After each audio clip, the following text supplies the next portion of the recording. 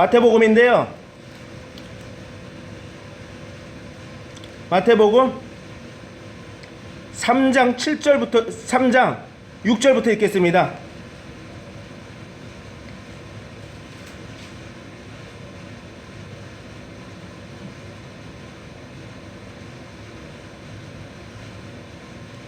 육 절 3장 6절 찾았습니까? 아멘. 3장 6절부터 11절까지 같이 봉독하는 걸로 하겠습니다. 시작. 사두개인들의 죄를 자복하고 요단강에서 그에게 세례를 받더니 요한이 많은 바리새인들과 사두개인들이 세례 베푸는 데로 오는 것을 보고 이르되 독사의 자식들아 누가 너희를 가르쳐 임박한 진노를 피하라 하더냐. 그러므로 회개에 합당한 열매를 맺고 속으로 아브라함이 우리 조상이라고 생각하지 말라. 내가 너희에게 이르노니 하나님이 이능히 이 돌들로도 아브라함의 자손이 되게 하시리라. 이미 도끼가 나무 뿌리에 놓였으니 좋은 열매를 맺지 않은 나무보다 찍혀 불에 던져지리라. 나는 너희로 회개하게 하기 위하여 물로 세례를 베풀거니와 내 뒤에 오시는 이는 나보다 능력이 많으시니 나는 그의 신을 들기도 감당하지 못하겠노라. 그는 성령과 물로 너희에게 세례를 베푸실 것이요. 아멘.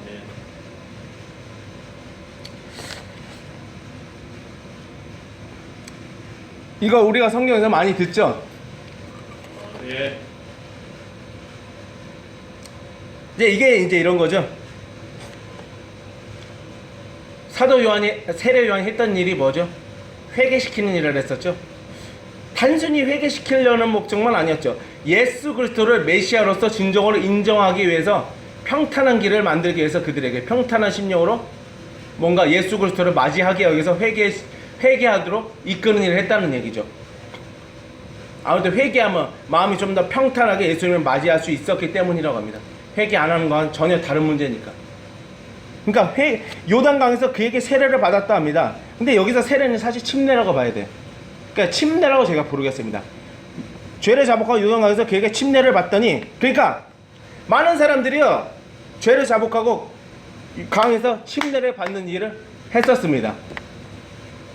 이게 어떤 사역인가요? 그 회개 사역하고 관련된 사역이죠. 이 물에 들어갔다 나오는 것도 회개하고 관련된 사역인 거죠.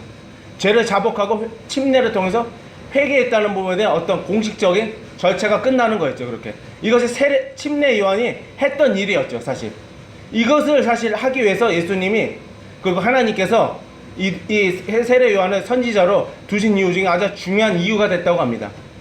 그러니까 세례 요한은요, 이 침례 요한은요, 회개를 통해서 사람들을 주님께 인도하는 일에 어떤 전처적인 어떤 단초로 제공해주는 사역을 감당하는 자였습니다.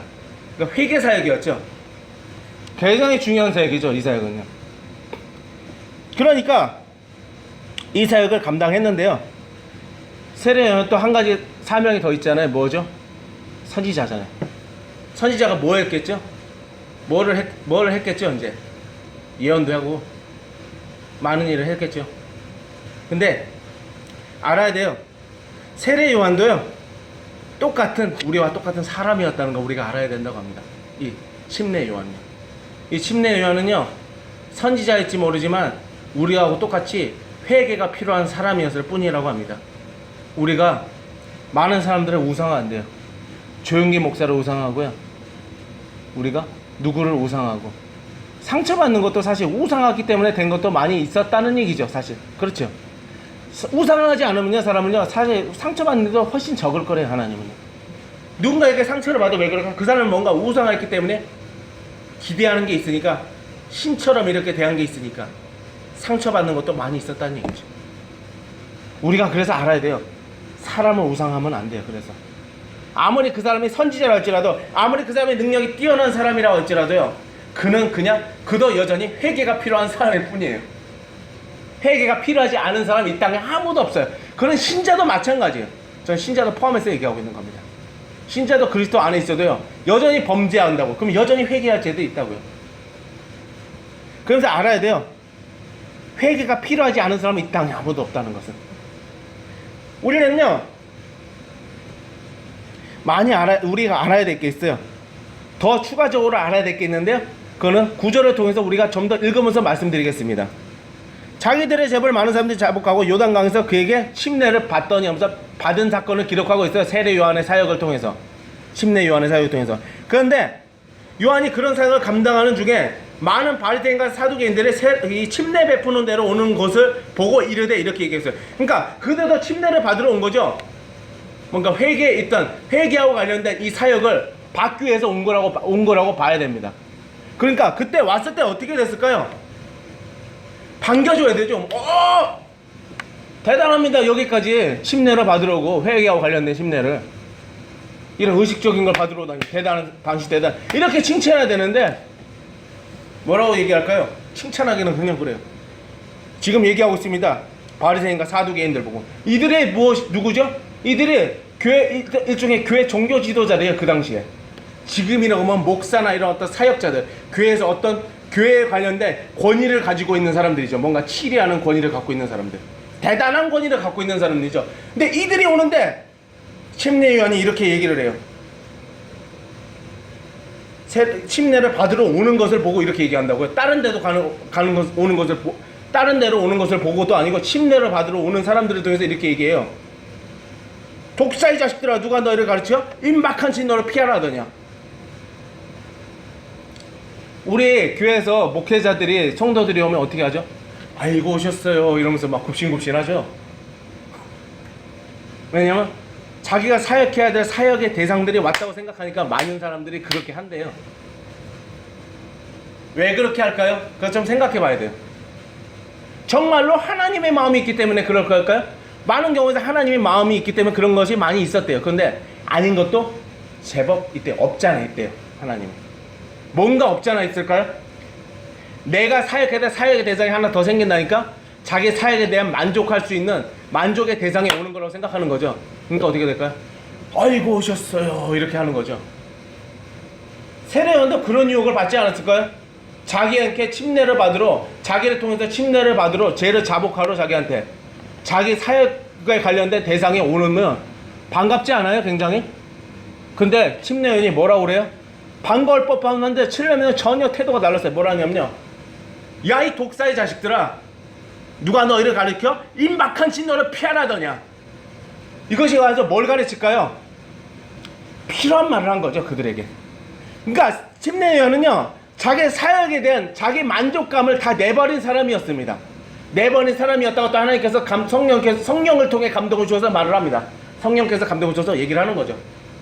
지금은 성령의 시대니까. 그러니까 우리가 이런 것 때문에 배워야 될 게 있어요. 우리 사역에 대한 만족감 때문에 살아서는 안 돼요. 우리가 진짜 중요한 일이 무엇이죠? 우리 그 중요한 일이 무엇인지를 배워야 될 필요가 있어요. 여기 이렇게 왜 가르치고 있을까요? 독사의 자식들아 누가 너를 가르치고 임박한지 너를 피하라더냐. 이거 욕이 아니에요. 사람들이 이걸요 무슨 세상 사람들 하면 뭐 이렇게 욕하는 거 그런 욕으로 생각하더라고. 목사님들도요.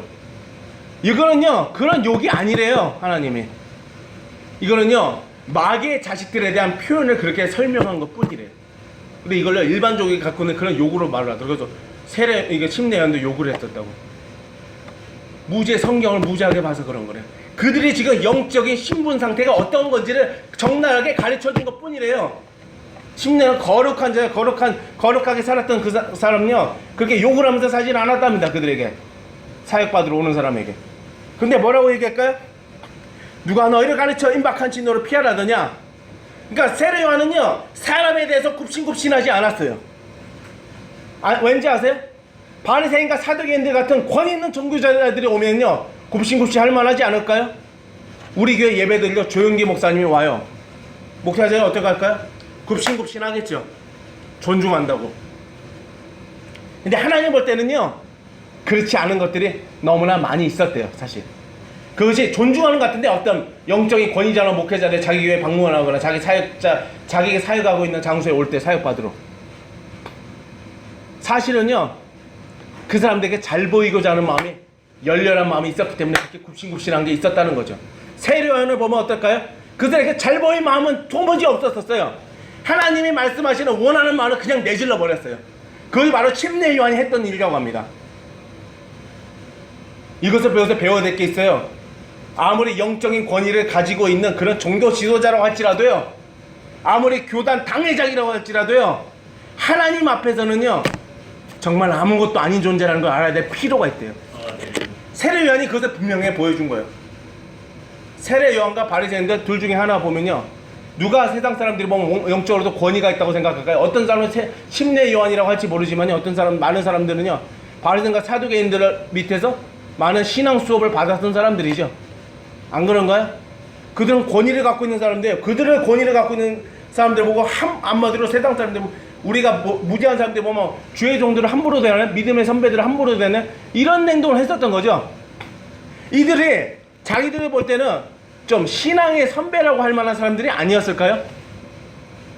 그 우리가 세상 사람들은 그렇게 뭔가 이 종교와 관련된, 우리 기독교와 관련된 하나의 선배라 이렇게 생각할 수 있는 그 당시 어떤 거였다는 거죠, 그들도. 근데 설제로 선배라고 할지라도 아닌 것은 아니라고 거칠게 내뱉었다는 얘기죠. 사람들이 그렇게 얘기하면 목회자가 그렇게 막 강한 어조로, 야, 너 목사 선배한테 그렇게 얘기하면 어떡해? 이렇게 얘기하더라고요. 목사 선배요? 목사 선배보다 더 뛰어난 존재가, 아니, 더 뛰어난 존재가 있어요. 누군지 아세요? 예수 그리스도예요. 목사 선배고 후배고 그들은 더 어차피 예수 그리스도를 통해서 대속함을 받아서 그리스도 안에 있는 자일 뿐이라고요. 그러니까 주님 볼 때는 그냥 똑같은 사람일 뿐이에요. 근데 누가 뭘 대단하다고, 내가 목사 선배인데 뭐 권위 있는 자인데, 내가 너보다 사역 경험이 많은 자인데 어디서 나를 건드려? 그래서 막 칼을 꽂기도 하는 거죠. 함부로 대한다고. 같은 목회자한테 동기생들한테 소문내가지고 쟤 버릇없다, 쟤 사장시켜가지고 사장시키는 일도 많이 있었다는 얘기죠. 이것이 목사들이 실제로 자행하고 있는 일이에요. 소문 내거든요. 자기들끼리 조용조용하게, 저 사람이 안 떼대, 이렇게 하면 어떻게 돼요? 사장되는 건 순식간에 이루어져요. 이렇게 해서 사장된 사람들이 있어요. 실제로 난 들어서 알아요. 그가 잘못한 게 있었다고 할지라도 그건 너무 지나친 행동이었대요. 난 그런 사람들 알아요. 그래서 사장된 사람, 잘못한 게 있었지만 그렇게까지 하면 안 되다, 그렇게 지나치게 해서 당해서 사장된 사람이 있다는 거 나는 알고 있어요. 실제로 오늘 목사님한테 들었거든요. 자기가 그렇게 누구한테 얘기 들어서 그 사람을 사장시키는 일을 한 사람을 나는 알고 있어요. 회개하러 갑니다. 그 사람도 어디서 나의 종을 그렇게 능멸하느냐고. 아무리 그 사람이 신앙 선배니 어쩌고 저쩌고 해도요, 알아야 돼요. 그 사람도 하나님 볼 때는요, 하나님의 책망을 들어야 될 사람일 뿐이에요. 그 책망을 하나님이 직접 하시나요? 우리 그렇게 듣잖아요. 사람을 통해서 한다고. 사람을 통해서 한다는 것을 알고 있으면은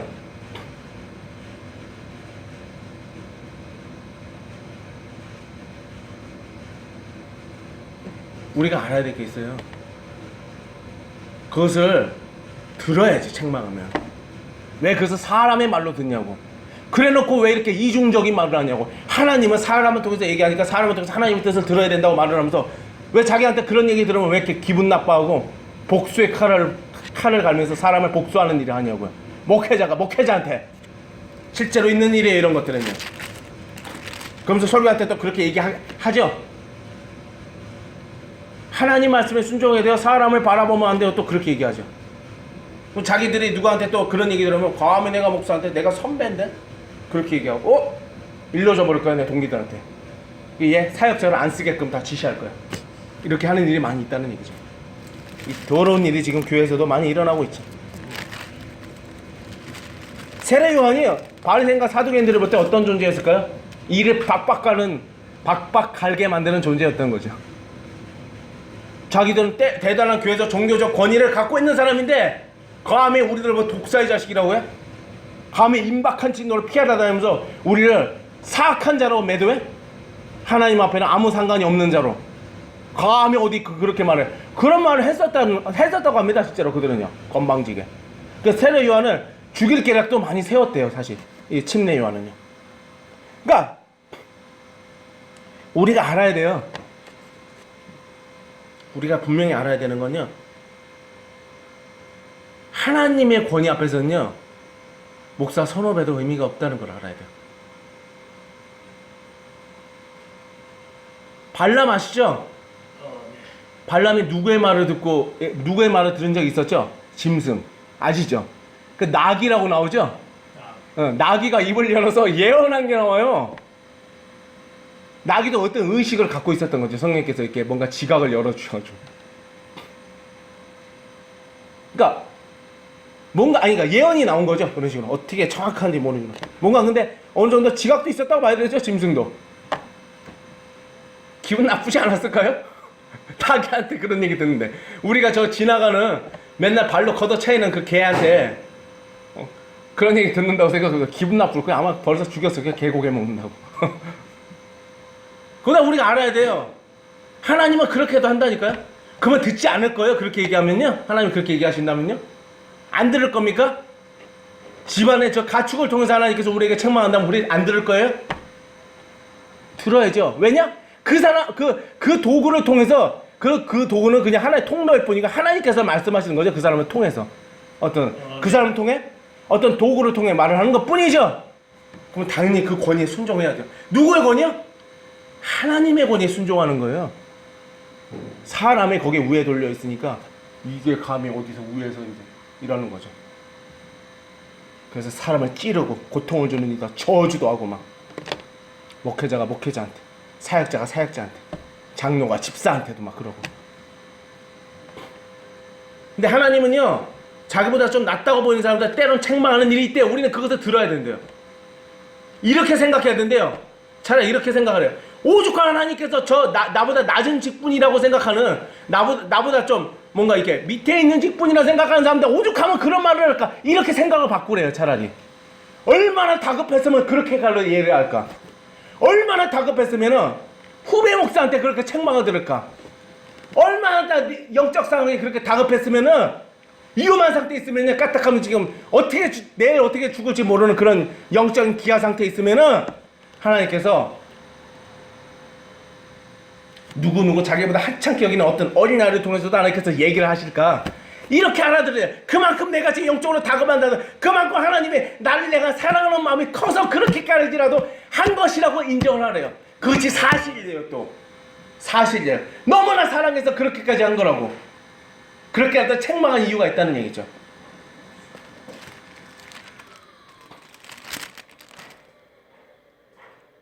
우리가 그래서 하나님의 책망을 우리가 멸시하면 안 돼요.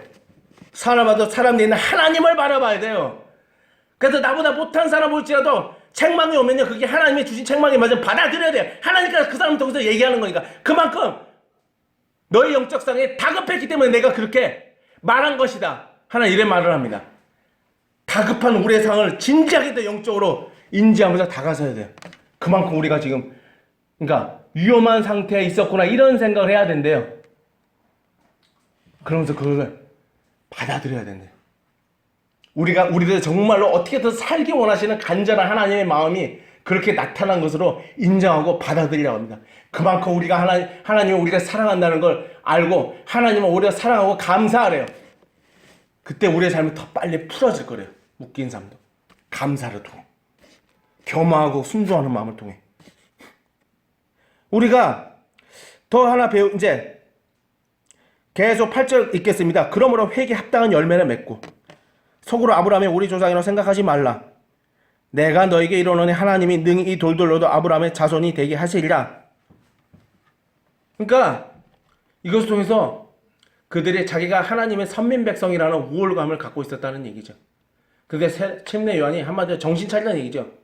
너 지금 그거 하나만으로 네가 지금 신앙적으로 하나님과 관계에서 좋은 위치에 있는 거 아무것도 없어. 잘난 척하지 마. 정신 차려. 지금 너는 마귀의 자식이야. 이 아브라함의 육신적인 아브라함의 자손이라 할지 몰라도 그것이 너를 전혀 구원하는 수단이 될 수가 없어. 지금 너는 그대로 가면 지옥에 갈 거야. 이것을 가르쳐주기 위해서 그렇게 받으니까 세도계인들을 책망을 하셨다는 얘기죠. 회개에 합당한 열매를 맺으라고 그러고 속으로 아브라함의 우리 종을 생각하지 말라고 그러고 회개하라는 얘기죠. 그들이 아무리 종교 지도였지만 하나님 앞에 철저히 회개하는 삶을 살아가지 못했기 때문에 완악한 삶을 살았다는 얘기죠. 하나님은 도저히 경외하지도 않고 자기 직분에 대한 만족감에 취해가지고 직분을 우상하면서 살았다는 얘기죠. 그래서 하나님은 도저히 섬기면서 사랑하는 삶을 살지 않았다고 합니다. 습관적으로 아예.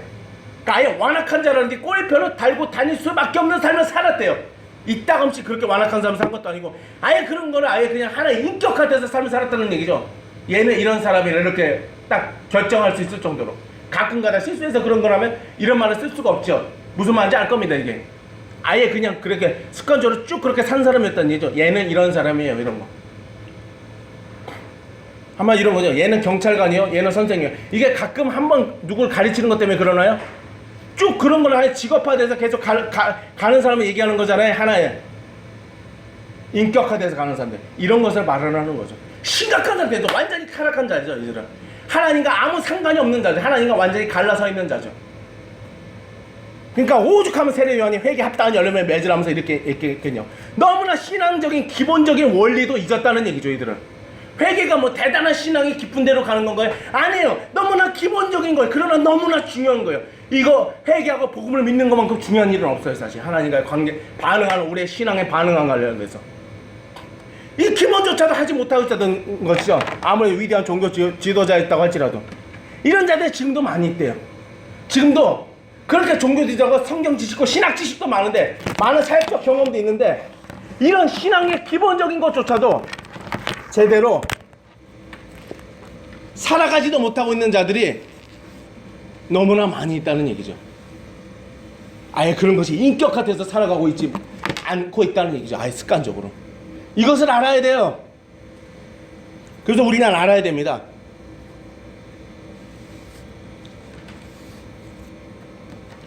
기본이 제일 중요하다는 거. 그냥 기본이 아니고요. 기본이 가장 중요한 거래요. 가장 중요한 것은 뭐냐? 하나님과의 관계된 신앙 중에서 우리가 사활을 걸어야 될 건 뭐냐? 기본이래요. 가장 중요하대요. 그것 중에서 우리가 살고 죽고 하는 모든 단초를 제공해주는 하나의 기능적인 것이 될 거라고 합니다. 하나님이. 그러니까 기본은 그냥 단순히 기본이 아니라는 거죠. 아까 말씀드렸듯이 가장 중요하고 가장 선행적으로 해야 될 일이라는 거죠. 가장 선행적으로 갖춰야 될 거고, 가장 선행적으로. 그리고 우리가 죽고 살고 하는 것도 여기에 달려있다는 얘기죠. 그러니까 바리새인과 사두개인들이 어땠어요? 많은 사역을 감당했었죠. 사역에 대한 만족감도 많이 얻었었죠. 그들은 사역하면 만족감이 있거든요. 여기서 취해서 사는 사람들이 많이 있어요. 그런 인간들이 많이 있다고요. 왜 그럴까요? 사역하면 묘한 만족감이 있거든요. 은사사역자들이 축사사역하고 하잖아요. 귀신이 나가고 그 사람이 막 좋아지는 경험을 해. 삶도 좀 풀어져. 거기에 대한 만족감을 안 가질까요? 나를 통해서 뭔가 일을 했네. 그리고 막 사람들한테 존중도 받잖아요. 만족감 안 가질 것 같아요? 만족감 가져요.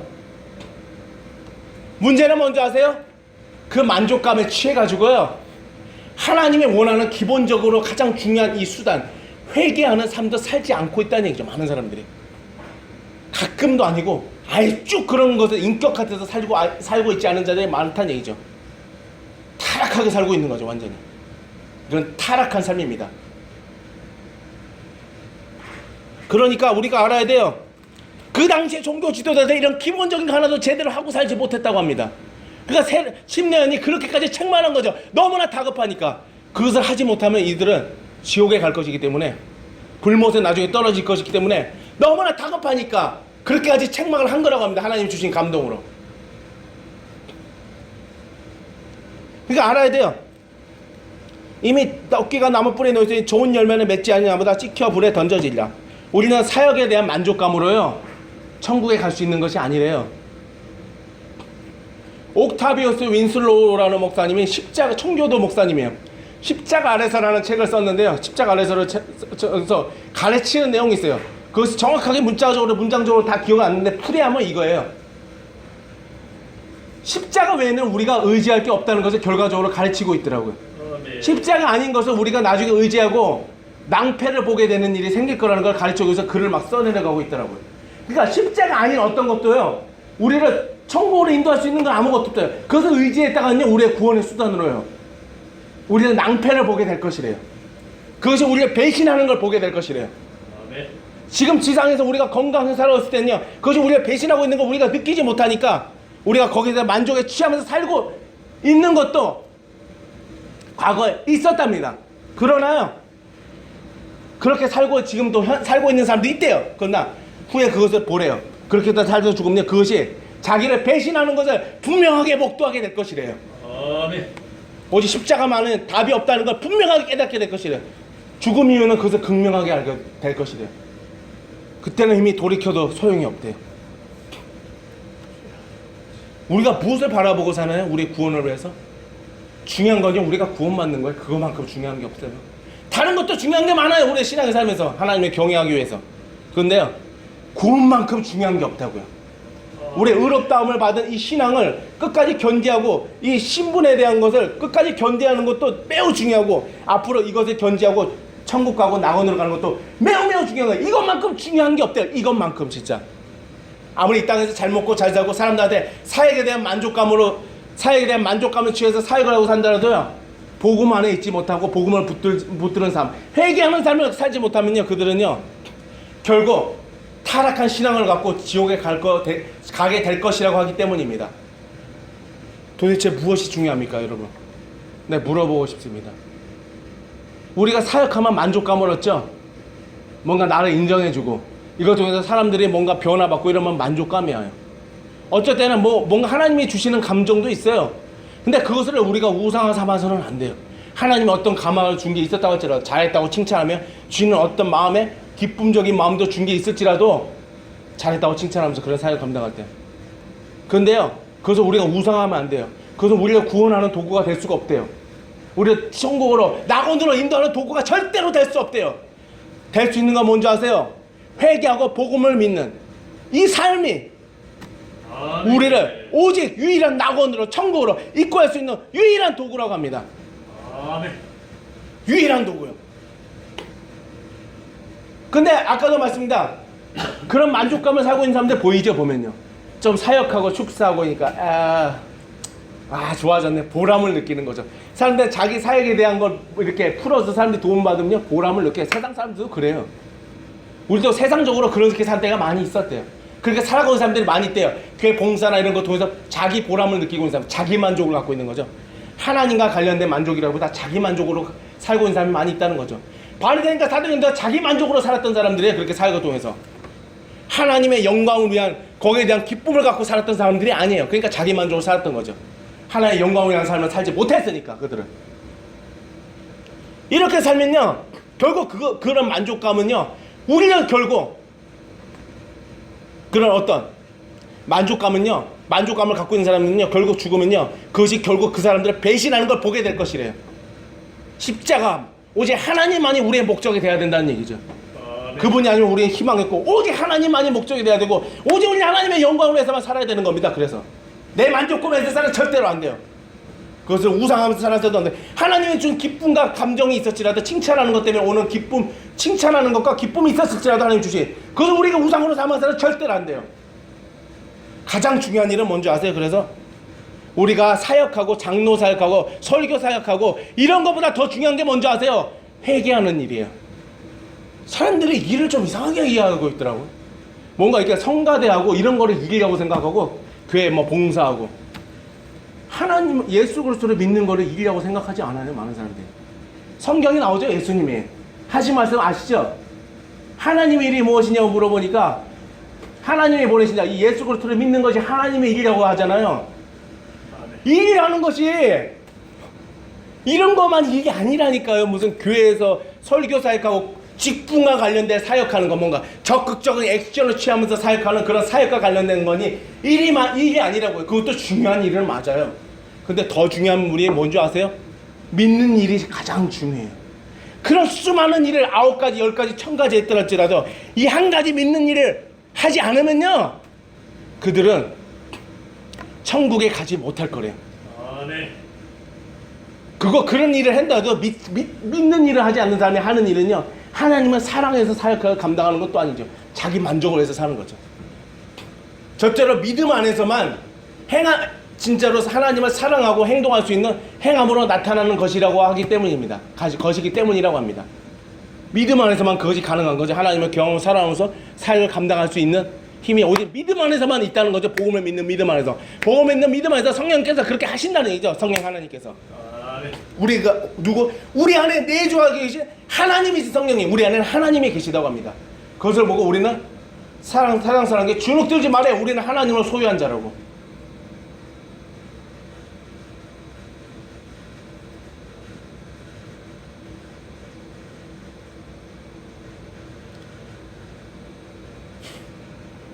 우리는요, 일에 대한 순서에 대한 생각을 바꿔야 된대요.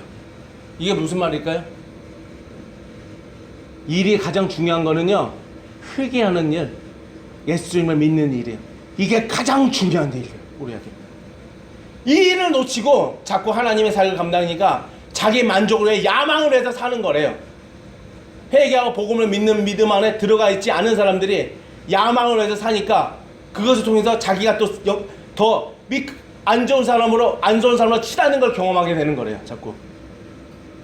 그러니까 결국 우리를 배신하지 않을 수 있는 건요, 예수님, 하나님밖에 없어요. 성령님. 아멘. 그거 우리가 그분에게 반응하는 것은 무엇일까요? 예수님에게 회개하고 복음을 믿는 거예요. 이것이 가장 중요한 이고 가장 선행될 일이에요. 일에 대한 생각을 좀 깨래요, 좀. 사역에 대한 일이 가장 중요하다는 생각하지 말고, 가장 중요한 건요, 예수 그리스도를 믿는 것이 가장 중요한 일이다. 회개를 하는 것이 가장 중요한 일이라는 알아요. 그것에 가장 선행적으로 일을 해. 가장 중요하니까 그것이 선행적으로 해야 되죠, 우리는. 중요한 거니까. 그러니까 우리가 가장 선행적으로 해야 될 건요, 회개하고 복음을 더 깊이 들어가는 일이에요. 이미 믿고 있는 자는요. 그것을 저 생각을 깨야 된대요. 그것만이 우리를 정말로 하나님의 영광을 다 진정으로 살아갈 수 있는 힘을 제공해 주기 때문이라고 합니다. 이 믿음만이. 믿음 안에 그런 모든 우리의 삶이 풀어지게 하는 비밀이 다 있다고요.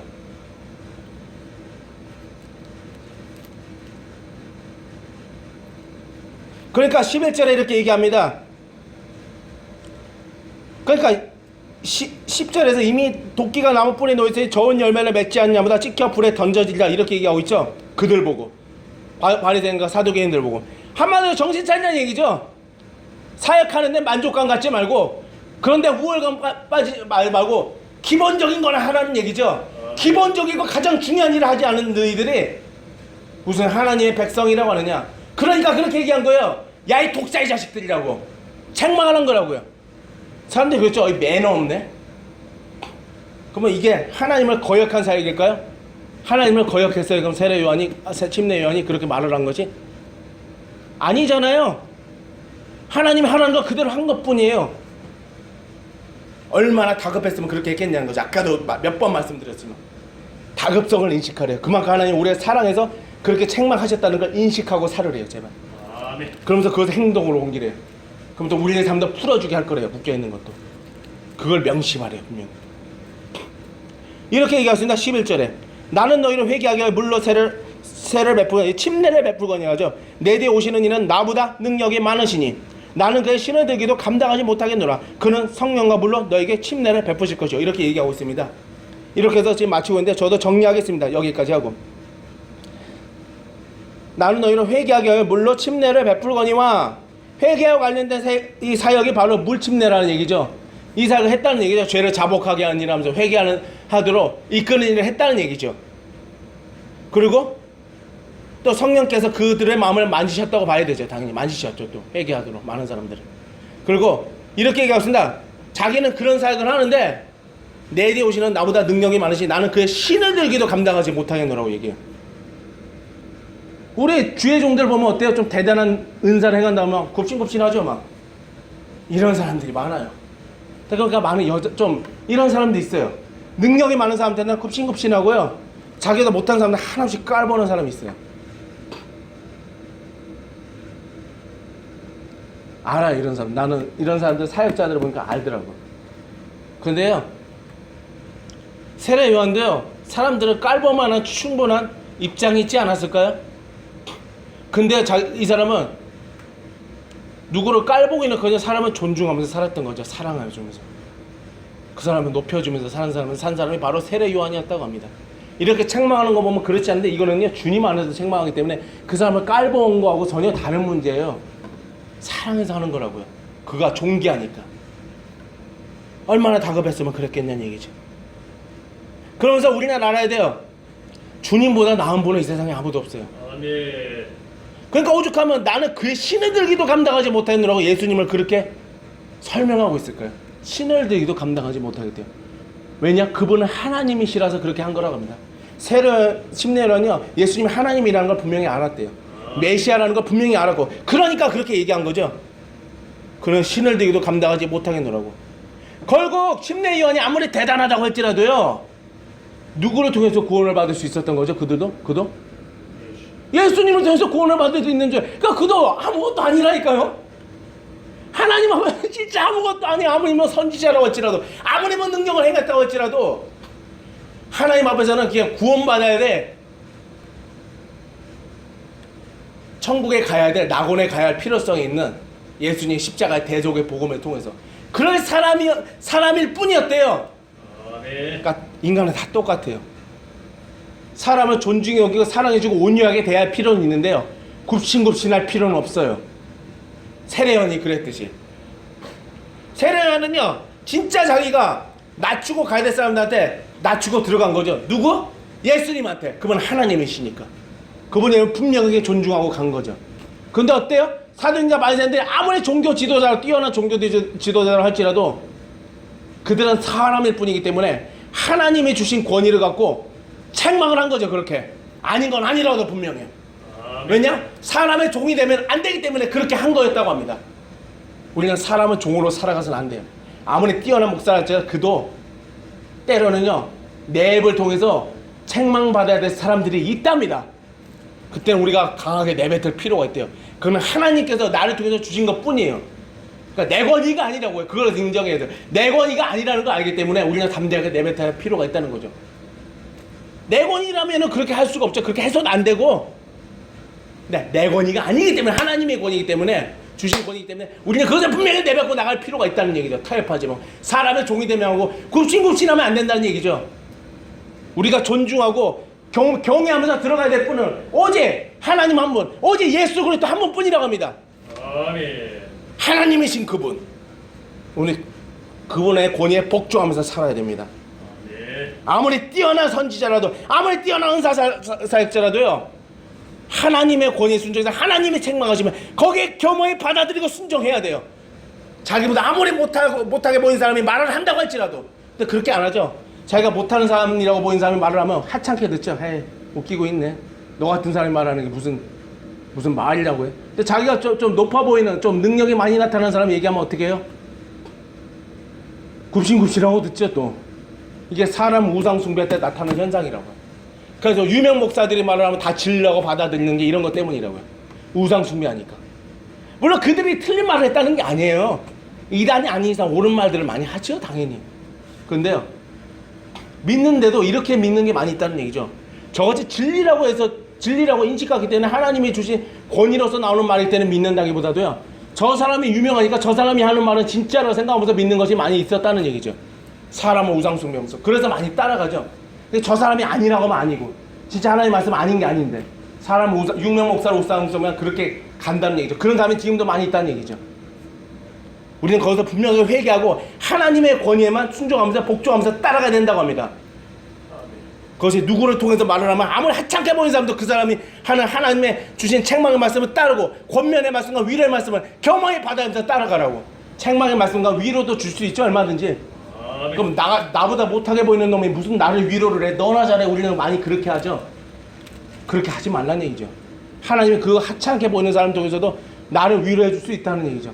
우리는 그래서 멸치하지 말고 그 사람을 통해 하나님이 하시는 위로하시는 사역을 우리가 받아들이고 그 은혜를 누려야 된다는 얘기죠. 그 은혜를 걷어차지 말고 하나님이 복을 주겠다는데, 사람의 외모를 보고 하나님이 주신 은혜의 축복을 걷어차는 일을 하지 말라고 합니다. 예수님이 어떤 분이니까 성령과 불로 침례를 베푸실 뿐이라는 걸 가르치고 있습니다. 세례요한은 그래봤자 물로 침례를 베풀 뿐이에요. 대단한 사역을 감당한 거 맞아요. 이것도 회개와 관련된 사역이니까. 회개는 매우 중요한 사역이니까. 복음을 믿기 위해서 필요한 우리가 걸어가야 징검다리이기 때문에 이것은 매우 중요한 거라고요. 이것이 없으면 예수 그리스도를 믿을 수 없기 때문이라고 합니다. 오직 회개한 자만 예수 그리스도를 믿을 수 있어요. 회개한 자한테만 성령께서 믿음을 선물로 주셔서 그를 불신자를 거듭나게 하시면서 신자를 되게 하는 일을 하시는 분이 바로 성령님의 사역이죠. 그래서 회개는 너무너무 중요한 거예요. 사활을 걸고 해야 돼요. 이 신자라도. 그러니까 우리는 알아야 돼요. 예수님이 무엇을 할까요? 우리를 회개시키고 복음을 더 깊이 들어가게 하는 사역을 하시는 성령님을 보내실 그분이라는 거 오늘 세례 요한을 통해서 가르치고 있는 거죠. 심내 요한을 통해서. 아멘. 그러니까 아무리 뭐 은사 자체가 이렇게 할지라도 그것에 나타나는 성령은 누구를 통해서 나오는 걸까요? 예수님을 통해서 나오는 거예요. 전부 다. 예수님이 그렇게 보내셨으니까 있는 거고, 우리도 내주하는 성령을 갖고 있는 것도 예수님이 보내주셨으니까 우리가 그렇게 하는 거래요. 예수님이 누구를 통해서? 하나님께 받아서 그것을 우리 이 신자에게 부어준 거죠. 아멘. 말씀드렸습니다. 하나님께 받아서 그것을 예수 그리스도께 부어주는 겁니다. 그래서 성령님은 뭐라고 하죠? 하나님의 영이라고 하지만 예수 그리스도의 영이라고 하죠. 그리스도의 영으로. 하나님을 통해서 나온 것도 맞죠. 1차적인 거. 그래서 하나님의 영이 맞아요. 그러나 하나님이 예수 그리스도를 통해서 성령님을 이 신자에게 부어주는 거죠. 예수 그리스도를 통해서 받아서 부어주는 거죠. 그래서 이분은 하나님의 영이고 그리스도의 영이기도 한 거죠. 이분을 보내주는 건 예수님 뿐이에요. 그리고 하나님 뿐이에요. 그러니까 우리가 누구를 도대체 따라갈 필요가 있어요? 성령님이 하시면은 모든 삶에 다 풀어주죠. 하나님이시니까 성령님은 삶을 풀어주게 해주고 복음을 믿고 깨닫게 해주는 모든 것을 감당하시는 분이에요. 우리를 진리로 길로 인도하는 모든 것을 감당하시는 바로 성령님이라고 합니다.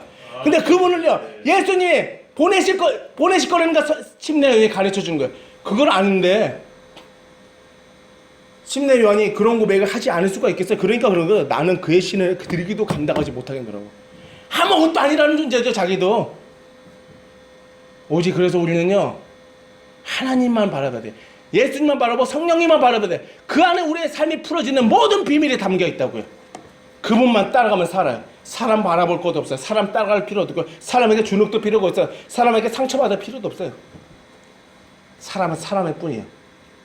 오직 성령을 통해서 우리를 고치시고 싸매시는 그 일을 하시는 성령님을 보내시는 분이 누구신가요? 예수님 뿐이에요. 하나님이 근원이라고요. 그 보내는. 그러니까 우리는 하나님밖에 말고는 희망이 없어요. 아멘. 성령님이 거듭난 자를 인치는 성령으로 오시죠. 그것을 누가 보내셨는데? 예수님이 보내신 거잖아요. 하나님께 받아서. 그 하나님의 영, 그리스도의 영이 우리 안에 내주하고 계신다고 합니다. 우리는 그래서 가장 중요한 일을 하래요. 성령을 따르라고. 하나님만 따라가라고. 사람에게 주눅들지 말고, 사람을 우상 숭배하지 말라고. 그리고 알아야 될 게 하나가 있어요. 회개하고 복음 안에 더 깊이 들어가는 것을 게을리하지 말라고. 그것이 가장 중요한 일이라고. 너희들이 찬양 사역하고 설교 사역하는 것보다 더 중요한 일이에요. 실컷 설교 사역하고 해도 믿고 회개하는 것을 더 이상 하지 않으면요, 그러다 죽으면 어떻게 될까요? 아무리 하나님의 사역해도요, 그건 지옥에 갈 거래요. 가장 중요한 일이에요. 이건 일이래요. 회개하는 것도 일, 믿는 것도 일이에요. 예수 그리스도의 복음을 믿는 거, 이것이 일이고, 일 중에서도 가장 중요한 일이에요. 우리가 그런 생각 잘 못 갖죠. 이상하게 안 가지잖아. 이상하게 그게 습관돼가지고 왠지 뭐 이렇게 사역하는 게 더 중요한 일인 것 같아요. 회개하는 것보다. 가장 중요한 일이에요. 아까도 말씀드린 회개하는 건 일입니다. 예수 그리스도의 복음을 믿는 것도 일입니다. 가장 중요한 이거, 가장 선행되는 이거, 우리가 가장 성활적으로 붙들어야 될 일이에요. 이것들은요, 이것을 선행적으로 하고 하나님의 일을 하는 것이 정상적인 영적인 법칙을 따라가는 삶이래요. 이런 삶을 살 때 우리가 하나님의 영광을 위하는 삶을 살아갈 수 있대요. 아멘. 하나님의 영광을 위해서 살아가는 삶을 살면서 하나님의 사역을 하나님의 경외하는 마음으로 감당하는데, 하나님의 진정으로 사랑하는 마음으로 감당할 수 있대요. 그것이 없으면요, 우리 하나님의 진정으로 사랑하는 마음으로 사역을 감당할 수 없을 거라고 합니다. 분명하게 하라고 합니다. 그래서 정신 차리세요. 회개하고 복음을 믿는 것만큼 중요한 것이 없다는 걸 분명하게 마음에 새기래요. 분명하게. 그래서 제발 좀 정신 차리세요. 그 일이 가장 중요하고 선행되어야 일이라고. 가장 시급하다. 네. 그래서 어떤 사람은요, 때로는 모든 것을 내려놓고 회개하고 복음을 더 깊이 들어가는 일에만 전념해야 될 때 있대요. 사역을 다 내려놓고. 때로는 너무 시급하면요, 그래야 될 필요가 있다는 얘기죠. 내일 어떻게 깐당깐당 죽을 판인데 사역이 중요해요, 그 사람한테? 회개와 복음을 믿는 게 중요한 거죠. 내일 지금 내가 1분 뒤에 지옥에 갈 판인데 지금 사역하고 이게 만족감 없는 것에 취해야 될 판이에요. 만약 그런 사람이 있다면요, 회개하고 복음을 믿는 것에 봄에 모에 전 삶을 드려야지 전 삶을 모든 걸 내려놓고 아니에요? 때로는 그런 사람이 있대요. 회개와 복음을 믿는 것에 전 삶을 드려야 될 사람도 있다고. 이거 살고 일이고 이거 다 내려놓고 때로는 그래서 정신 차리게 그것이 가장 중요한 일을 알고 거기에 마음의 중점을 맞추고 선행을 갖추고 삶을 살래요. 그것이 가장 중요한 일이라는 것을 분명히 알고 말입니다. 가장 하나님이 기뻐하시는 것이라는 걸 가장 기뻐하시는 걸 알아야 된대요. 이런 사역하는 것보다 더 기뻐하는 것이 회개하고 복음을 믿고 그 믿음 안에 깊이 들어가는 거라고. 오늘 거기에 중점을 맞추면서 삶을 살아가래요. 그럼 우리에게도 삶이 더 놀랍게 풀어지고 우리에게 필요한 모든 것을 더하는 삶을 풀어주시는 것을 경험하게 해줄 거래요. 성령님이 우리를 인도할 거래요. 우리가 의지할 때는 성령님 한 번뿐이시래요. 내주하는 성령님. 우리 한 내주하고 계시대. 아무리 은사자가 뭐 장로님을 누른다고 할지라도요. 거기에 주눅들지 말래요. 내 안에 내주하는 성령님을 믿으래요. 그분만이 나를 인치고 보증할 수 있는 분이니까. 그분만이 나를 인치고 보증할 수 있는 분. 내주하는 성령님 뿐이라고요. 사람에게 눌릴 필요가 없어요. 아무리 뭔 말을 했다 할지라도. 성령님을 의지하고 그분의 도움을 하면서 긍휼을 구하면서 그분이 따라가는 길만 가면요. 어떤 길에서도 우리를 망하지 않고 인도해 줄 거래요. 걱정하지 말래요. 주님만 따라가래요. 성령님만 따라가면 망하지 않게 해줄 거래요. 성령님은 우리를 보호하고 계시대요. 우리가 누가 공격받고 있을까? 누가 저주하고 있지 않을까? 때로는 두려울 때가 있대요. 두려워할 때가. 두려워하지 말래요. 성령님이 나를 지켜주고 내 안에 그 저주가 감히 감당할 수 없는 분이 계시다. 누구냐? 내주하는 성령님. 우리는 그것을 의식하면서 살으래요. 그분이 계시다는 거. 그러면서 두려워하지 말고 믿음으로 나가면서 살아요. 어떤 영적 공격이 들어와도 승리하면서 살아가십시오. 내주하는 성령님을 따라가면서 그분이 하나님이시라는 걸 분명하게 인정하고 그분을 따라 사람을 두려워하지 않고 살아가는 여러분이 되시기를. 그래서 회개하고 복음 안에 더 복음을 믿는 믿음 안에 더 깊이 들어가시는 것에 자기의 중점적인 사역에 초점을 맞추고 나가는 여러분이 되시기를. 그래서 회개하고 복음을 더 깊이 들어가는 것이 자기의 어떤 인격화된 삶으로 살아가는 여러분이 되시기를. 그래서 반드시 그렇게 살아가면서 낙원과 천국에 들어가는 여러분이 되시기를. 거기에 사활을 걸며 살아가는 여러분이 되시기를. 회개와 복음을 믿고 더 깊이 들어가는 것에 사활을 걸고 살아가는 여러분이 되시기를 예수 그리스도의 이름으로 축원드리겠습니다. 아멘. 아멘. 하나님 아버지, 우리가 가장 중요한 건요 회개하고 복음을 믿는 겁니다. 아버지, 이것을 일이라고 생각하지 못하고 살았어요. 우리가. 그러니까 그거보다 뭐 이렇게 외부적인 일을 하는데 더 마음에 초점을 맞추죠. 직장생활하고 사역 감당하고 다 맞아 필요한 거예요. 하지 말라는 것은 아니래 하나님. 그러나 가장 선행돼야 할 것은 회개하고 복음 안에 더 깊이 들어가는 거래요. 그 믿음 안에 더 깊이 들어가서 우리의 삶은 더 신속히 더 풀어질 거래요. 그래서 본인이 목도할 수 있을 거래요. 기대하래요. 우리의 삶은 성령님이 책임져 주고 지금도 보호하고 계시대요. 하나님의 아들에게. 그래서 두려워하지 말아요. 사람 두려워하지 말고 저주가 올 것에 대해서 두려워하지 말아요. 우리를 지켜줄 수 있는 분은 오직 성령님 뿐이시고 지금도 지켜주고 계시다고 하니까 두려워하지 말라고 합니다. 아멘. 그분 하나님 때문에 저주도 감당할 수 없는 거라고 합니다. 복음의 능력으로 우리를 지키고 있다고 합니다. 우리가 그분을 의식하면서 성령님을 의식하면서 하나님만 바라보시고 하나님의 영광에서만 살아가는 경외하는 사람들이 되게 해주시고 회개하고 복음을 믿는 것을 가장 사활을 걸고 살아가는 삶을 살 수 있는 마음을 우리에게 부어주시사 살아가게 해주시옵소서. 제발 그런 마음을 성령이 강하게 부어주옵소서. 지속적으로 부어주옵소서. 아멘. 감사드리며 예수 그리스도 이름으로 기도합니다. 아멘. 아멘.